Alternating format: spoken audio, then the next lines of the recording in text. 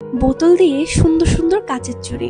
আজকে আমিও বানিয়ে ফেলবো খুব সুন্দর দেখতে কাচের চুড়ি, তাও আবার বোতল দিয়ে। এটা আমি কিভাবে বানাই সেটাই তোমাদেরকে দেখাবো, আর বলবো যে এই হ্যাকটা ফালতু নাকি কাজের, নাকি আমরাই বানাতে পারি না।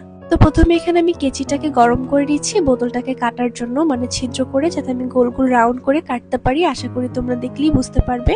এখানে কিন্তু বোতলের এই শেপটা অনেক বড় একটা ভূমিকা রাখে। আমার কাছে তেমন কিছুই ছিল না, যেমন অ্যাক্রিলিক কালার বা রং।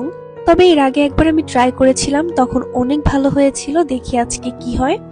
এরপরে খুব সুন্দর করে রাউন্ড রাউন্ড করে আমি কিছু চুড়ির সাইজে এভাবে কেটে নিচ্ছি। আমি 1 লিটারের বোতল ইউজ করেছিলাম, তোমরাও ইউজ করবা। এবং সত্যি কথা বলতে এটা সব থেকে ভালো হয় হচ্ছে আয়রন দিয়ে করলে।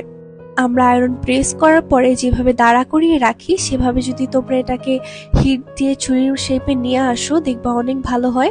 যাই হোক, আমি এখানে লিপস্টিক দিয়ে রং করে নিচ্ছিলাম। আর সত্যি কথা বলতে আমার বাসায় বাচ্চা থাকার কারণে আমি আয়রনটা ব্যবহার করিনি। আমি পাকের ঘরে চলে গিয়েছিলাম, গিয়ে আমি একটা তাওয়া নিয়ে নিয়েছি এবং সেটার উপরে রাউন্ড রাউন্ড করে এটাকে শেপ দেওয়ার চেষ্টা করছিলাম।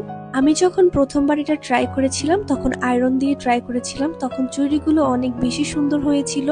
মানে ফিনিশিং এর কথা বলছি, কারণ তখন আয়রন মেশিনটা একদম মিডিয়াম টু লো হিটে ছিল, এবং এখন এটাকে গ্যাসের চুলায় করার কারণে অনেক বেশি হিট ছিল, যে কারণে এটা একদিক থেকে একদম মুড়িয়ে যাচ্ছিল। অনেকেই দেখেছি এটাকে ফালতু হ্যাক বলেছো বা একদম বাজে, না ট্রাই করার জন্য বলেছো, কিন্তু আমি এটা একদমই বলবো না। যদি মেজারমেন্ট এবং সবকিছু ঠিক থাকে তাহলে তোমার চুড়িগুলো একদম কাচের চুড়ির থেকেও সুন্দর হবে, এবং বিশেষ করে দেখতে অনেক গ্লসি হয়। আমরা অনেক আগে যেরকম তেরা বেঁকা চুড়ি পরতাম, এটা সেভাবেও ক্যারি করা যায়, এবং এটা পরানোর পরে ভালোভাবে একদমই মনে হয় না যে প্লাস্টিক, একদম মনে হয় যে কাচের। তোমরাই দেখো, আমি তো ভেবেছি পরবর্তীতে অনেক সুন্দর করে আমি চুড়িগুলো বানাবো।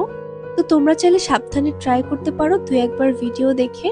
যদি তোমরা ট্রাই করো তাহলে অবশ্যই আমাকে জানাবে, এবং কে কে ট্রাই করেছো তারাও অবশ্যই কমেন্টে জানিয়ে দিও।